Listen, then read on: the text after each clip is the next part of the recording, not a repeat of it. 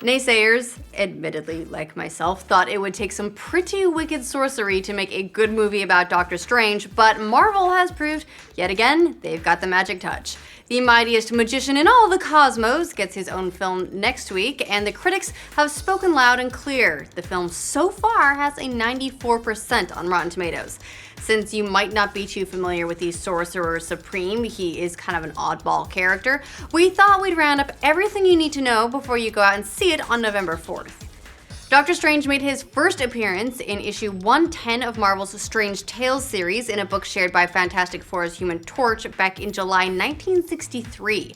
Stan Lee, who didn't create Doctor Strange but wrote most of his stories, apparently took inspiration for the character from an old 1930s radio program, Chandu the Magician. Considering the time in which he was debuted, Strange was a nice breath of fresh air compared to superheroes who were super fast, super strong, or well, all of the above. While other characters shared a lot of the same tropes, Doctor Strange was different because he did his battling in the mystical arts in alternate dimensions.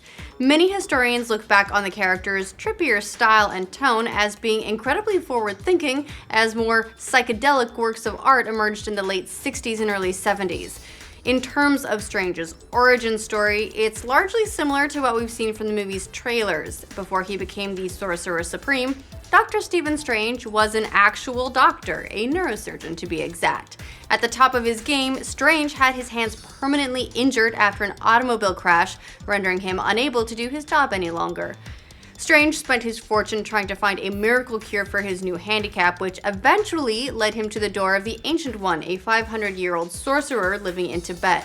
The Ancient One is played by Tilda Swinton in the upcoming film. For some reason, the Ancient One decided to train Strange as the Ancient One's replacement as the Sorcerer Supreme, the protector of Earth from all manner of supernatural mystical threats. Doctor Strange eventually took over the Strange Tale comics and then got a limited run of his own solo issues in the late 60s before being cancelled. In that time, Strange did battle with a number of mystical entities, including one that forced him to shut down the Ancient One's mind, thus nabbing the Sorcerer Supreme moniker for himself, which is one way to get a new nickname. Over the years, and several series later, Strange has given up the title on various occasions when he's felt he wasn't worthy of it, kind of like Thor with his hammer, only to reclaim it later once he was worthy again. Usually, he gave it up for reasons like having to use dark magic to stop the Hulk, or because he accidentally caused a bunch of bad stuff to happen. You know, normal mystic hero stuff. Every magician needs a place to lay his head after a long day of sorcerizing, and Doctor Strange is no different. Strange makes his home in a mystical, swanky mansion known as the Sanctum Santorum in Greenwich Village, New York. Since the Sanctum has a real-life address, 177 Bleecker Street, you can actually find it on Google Maps. The mansion is attended by his buddy Wong, a proficient martial artist who is descended from a long line of Chinese monks and serves as a protector for Strange. Being a nigh impenetrable magical fortress, the Sanctum has also been home to Avengers headquarters on a number of occasions, so it's possible we could see that idea eventually folded into the Marvel Cinematic Universe. Perhaps as the hero's base in Infinity War, perhaps? However, it's not exactly foolproof. It's been burned down at least once before, although that was by Strange himself because he was trying to stop an alien from making off with his magical artifacts. As you do. Sharing his home with the Avengers isn't the only thing Strange has done in the company of other heroes. He's had a number of crossovers with the Defenders in particular, which is interesting with that coming to Netflix so soon, and even led them for a time when the group consisted of Hulk, Namor, and Silver Surfer. He's also been part of the New Avengers before as well. More recently, Strange has served as a member of the Illuminati. Yes, you can make the jokes in the comments. A secret group of powerful individuals in the Marvel Universe who make high-level, super important decisions about how to protect Earth. It's made up of dudes like Professor X, Iron Man, and Mr. Fantastic. They were the group that decided to jettison Hulk into space, starting the whole Planet Hulk scenario. No hero is complete without a villain, and Doctor Strange has a rather interesting rogues gallery that includes, of all people, Dracula. His biggest nemesis, however, is Baron Mordo, a friend and former pupil of the Ancient Ones before Doctor Strange. He's played in the film by Chiwetel Ejiofor in the friendship phase, so we're expecting that relationship will probably sour the way it did in the comics. Mordo ultimately takes a liking to black magic and becomes a servant of Dormammu, who's probably Strange's most fearsome enemy. Dormammu is the warlord of the dreaded Dark Dimension, a super powerful being of pure energy who reforms when destroyed and wants to take over the universe, so not really a nice guy.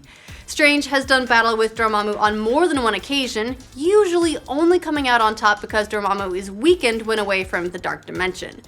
Strange gets his awesome demonic warlord fighting abilities from a number of mythological entities, which is why he's always talking about them in all those super cheesy catchphrases. Plus, he has a host of magical artifacts. The most famous of these are the Cloak of Levitation, enabling him to fly, the Book of Vishanti, a catalog of white magic, and the Eye of Agamotto, which helps negate evil spells. Agamotto is a name you'll probably hear quite a bit in regards to Doctor Strange, as Agamotto was the Earth's first Sorcerer Supreme many years ago. In addition to the Eye of Agamotto, Strange also has in his possession the Orb of Agamotto, which gives him visions of the future.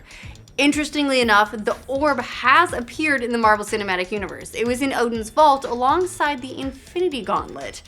So we'll see if that pops up later, either in this film or elsewhere in the cinematic universe. So that just about caps off our note before you go on Doctor Strange. Hopefully you have a really good idea of where that character came from and what you can expect in the movie. But we'll all just have to see for ourselves how Doctor Strange comes into possession of all these powerful artifacts and more when the film debuts next week on November 4th.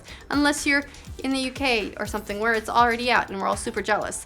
Are you planning on seeing the movie? Let us know in the comments and check out some of our other videos in our Know Before You Go series. What if I told you that reality is one of many? I don't believe in fairy tales about chakras or energy or the power of belief. You wonder what I see in your future?